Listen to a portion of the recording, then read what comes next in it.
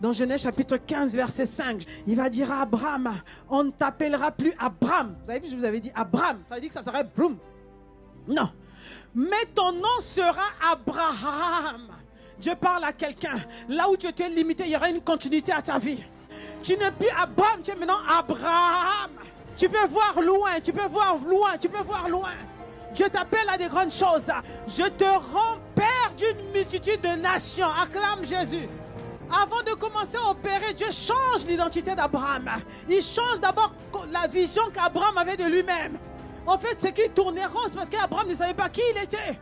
La parole a besoin de rencontrer quelqu'un qui a une foi déterminée.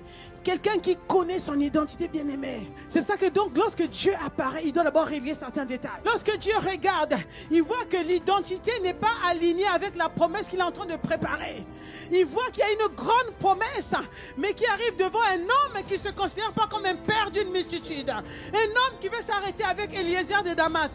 Un homme qui veut s'arrêter avec Ismaël. Il dit, mais il y a un désordre quelque part. Il faut que je fixe d'abord cette identité avant que la multitude vienne dans la vie de cet homme. Alléluia. Alors, tu sais, des fois, la promesse tarde dans nos vies. Pourquoi?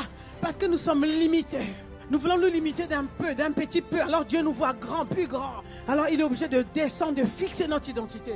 Tu sais ce que veut dire Abraham? Abraham veut dire père élevé. Ça veut dire que tous les jours, quand Sarah appelait Abraham, il dit père élevé. Il dit non, ce n'est pas le nom que je t'ai donné.